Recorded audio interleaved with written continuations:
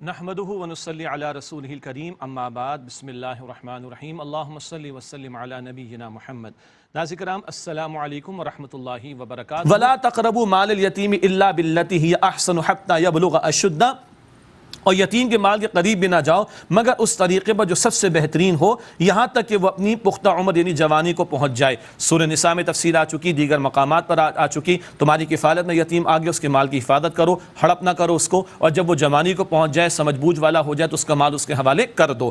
وَأَوْفُوا بِالْعَهْدِ، اور عہد کو پورا کرو۔ إِنَّ الْعَهْدَ كَانَ مسئولا، بے شک عہد یعنی وعدے کے بارے میں سوال ہوگا۔ اللہ فرما رہے وعدے کے بارے میں سوال ہوگا، اور ہم لوگ کیا کہتے ہیں؟ استغفر اللہ۔ وہ وعدے کیا جو وفا ہو جائے، وہ قرض ہی کیا جو ادا ہو جائے۔ یہ تو ہماری زبانیں ہیں، معاف کیجئے گا۔ وہ وعدے ہی کیا جو وفا ہو جائے، وہ قرض ہی کیا جو ادا ہو جائے۔ حضور نے فرمایا لا دین لمن لا عہد لہ، مسند بہقی شریف کی روایت ہے، اس کا کوئی دین نہیں جو وعدے کو پورا نہیں کرتا، اور ہم کہہ رہے ہیں وعدے کیا جو وفا ہو جائے۔ حضور مقروض کا جنازہ نہیں پڑھاتے تھے، حضور فرماتے شہید کے سارے گناہ معاف ہو جائیں گے، اس کا قرض معاف نہیں ہوگا، اور ہم کہتے ہیں کہ قرض ہی کیا جو ادا ہو جائے۔ قرض ایک امانت بھی ہے، رسپانسبلٹی بھی ہے، لائبلٹی بھی ہے، ایک عہد بھی ہے، ایک پرومس بھی ہے۔ اللہ کہتا ہے ان العہد کانا مسئولا، بے شک عہد کے بارے میں سوال ہوگا۔ ہمارے سارے معاملات وعدوں کے اندر گتھے ہوئے ہیں، بزنس کا ہو، جاب کا ہو، اسائنمنٹ کا ہو، سروسز کا ہو، اور یہ وعدے پورے ہوں گے تو معاملات زندگی ٹھیک رہیں گے۔ اللہ اکبر۔ وَأَوْفُوا الْكَيْلَ إِذَا كِلْتُمْ وَزِنُوا بِالْقِسْطَاسِ الْمُسْتَقِيمِ، اور جب تم ناپ کر دو تو پیمانہ پورا کرو اور وزن کرو تم سیدھی ترازو کے ساتھ۔ ناپ تول کی کمی سے بچو۔ پوری قوم شعیب علیہ السلام کی مٹا دی گئی تھی، تفصیل پڑھ کر آ چکے ہیں الحمدللہ۔ ذَلِكَ خَيْرٌ وَأَحْسَنُ تَأْوِيلًا، یہ بہتر ہے اور انجام کے اعتبار سے بھی بہت عمدہ ہے۔ کیا؟ ناپ تول کا معاملہ ٹھیک رہے، ورنہ اعتبار ختم ہو جائے گا۔ جب اعتبار ختم ہوتا ہے تو پھر کیا ہوتا ہے؟ پھر ہم وہ لوگ جو ماضی میں آڈٹ کی فیلڈ میں رہے، آڈٹ کرایا جاتا ہے، اور فائنینشیل آڈٹ کرایا جاتا ہے، مینجمنٹ کا آڈٹ کروایا جاتا ہے، فورنسک آڈٹ کرایا جاتا ہے، پھر یہ سارے اخراجات کرنے پڑتے ہیں، اعتماد بھی ختم ہو گیا، فضول خرچے بھی کرنے پڑ رہے چیک اینڈ بیلنسز کے لیے۔ فرمایا کہ ناپ تول کی کمی کا معاملہ تم ٹھیک رکھو، ناپ تول کا معاملہ ٹھیک رکھو گے تو یہ انجام کے اعتبار سے بھی بہتر ہے، اور انجام کے اور اس کا نتیجہ بھی بہت عمدہ ہوگا۔ ایک اور انقلابی سوچ جو دین اسلام نے ہمیں عطا فرمائی، وہ کیا؟ ایسی ہواؤں میں باتیں مت کیا کرو، جو چاہا زبان پر آ گیا بول دیا، جو چاہا بات اختیار کر لی، نہ وَلَا تَخْفُ مَا لَيْسَ لَكَ بِهِ عِلْم، اور اس بات کے پیچھے نہ پڑو جس کا تمہیں علم نہیں۔ بدگمانی سے روک دیا گیا، کسی کی ٹوہ میں نہیں لگنا، بغیر دلیل کے کسی کے خلاف بات نہیں کرنی ہے، کہ بغیر تحقیق کے کسی کے خلاف اقدام نہ کیا جائے۔ اسی طرح یہ جو توہمات قسم کی باتیں نا، وہ کالا کوا وہ کچھ کر رہا ہے، وہ بلی سامنے سے چلی گئی، بلیک کیٹ سامنے سے چلی گئی، گاڑی بڑی مہنگی سی اس کے پیچھے بلیک ریبن لگا رکھا ہے، 20 لاکھ کی گاڑی کے پیچھے 10 روپے کا بلیک ریبن لگا رکھا ہے۔ انا للہ و انا الیہ راجعون، یہ کہاں سے لے کر آ گئے ان چیزوں کو؟ قرآن انقلابی سوچ دیتا ہے، لا تخف ما لیس لک بہ علم، جس بات کا علم نہیں اس کے پیچھے نہ پڑو۔ کیا سوچ دیتا ہے قرآن ہمیں؟ تمہارا کوئی عقیدہ ہو، تمہاری کوئی سوچ ہو، تمہاری کوئی فکر ہو، تمہارا کوئی طرز عمل ہو، تمہارا کوئی عمل ہو اور نظام تم کھڑا کرو، وہ ٹھوس علمی بنیاد پر ہونا چاہیے۔ ان السمع والبصر والفؤاد کل اولئک کان عنہ مسئولا، بے شک یہ سماعت ہے، بصارت ہے، یہ دل و دماغ کی سوچنے کی صلاحیتیں ہیں، ان سب کے بارے میں سوال کیا جائے گا۔ تکبر سے روکا جا رہا ہے، تکبر کرنے والے تو زمین کو پتہ نہیں فساد سے ہی بھر دیتے، منع کیا گیا۔ وَلَا تَمْشِ فِي الْأَرْضِ مَرَاحًا، اور زمین میں اتراتے ہوئے مت چلو۔ إِنَّكَ لَن تَخْرِقَ الْأَرْضَ وَلَن تَبْلُغَ الْجِبَالَ طُولًا، بے شک تم زمین کو ہرگز پھاڑ نہیں سکتے اور نہ تم پہاڑ کی بلندی کو پہنچ سکتے ہو۔ ارے اوقات یاد رکھو، ایک قطرے سے اللہ نے مجھے اور آپ کو پیدا کیا۔ کسی عرب صاحب نے کہا بڑا خوبصورت جملہ، ما هو الانسان، کیا ہے انسان؟ من التراب علی التراب الی التراب فی التراب، سبحان اللہ، مٹی سے بنا، مٹی پہ چل رہا ہے، مٹی کی طرف جائے گا، مٹی مٹی ہو جائے گا۔ اللہ اکبر، کس بات کی اکڑ؟ ایک اکڑنے والے کو ایک بزرگ نے دیکھا، کس بات پہ اکڑتا ہے؟ اختیار ہے، یہ ہے وہ ہے، کہا بیٹا اپنی تخلیق پہ غور کر لے، قطرے کے معمولی جز سے اللہ نے تجھے پیدا کیا، کس بات کی اکڑ؟ اللہ کیا فرما رہا ہے؟ نہ تم زمین کو پھاڑ سکتے ہو، نہ پہاڑ کی بلندی کو پہنچ سکتے ہو، اور تکبر وہ حرکت جو شیطان نے کی تو اللہ کی رحمت سے دور ہو کر کیا قرار پایا؟ مردود۔ اللہ اکبر۔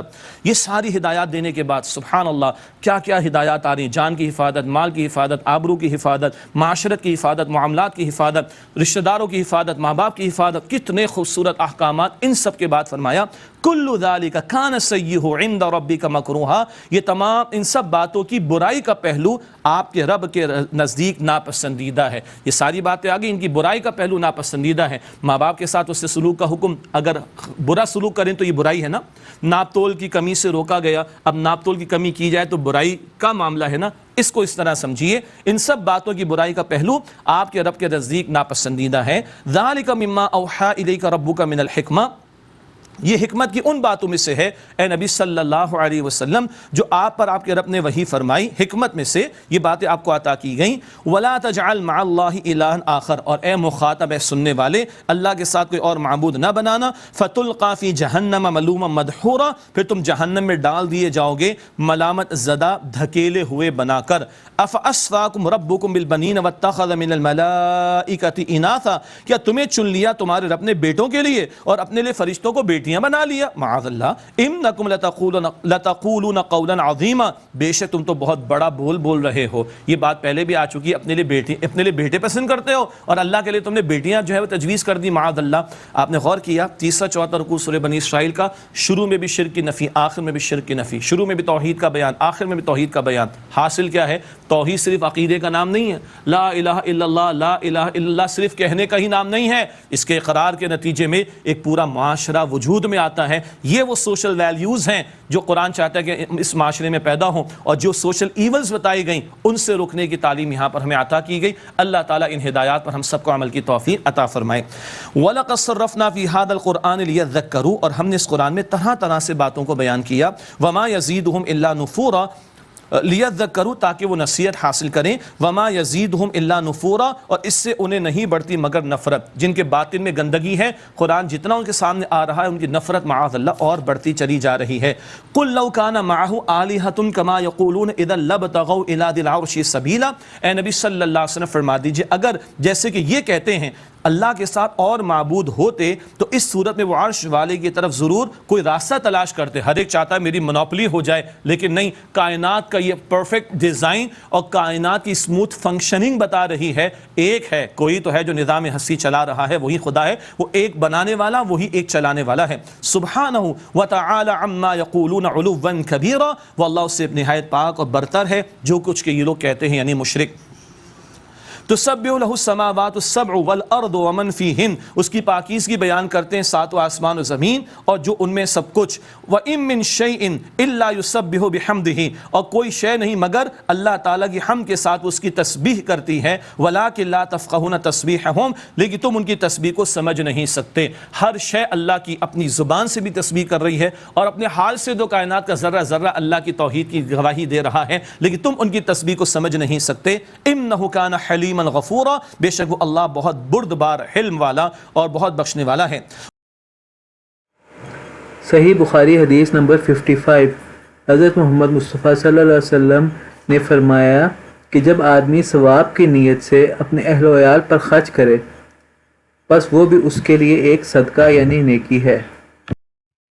صحیح بخاری حدیث نمبر 69، حضرت محمد مصطفیٰ صلی اللہ علیہ وسلم نے فرمایا آسانی کرو اور سختی نہ کرو، اور خوش کرو اور نفرت نہ دلاؤ۔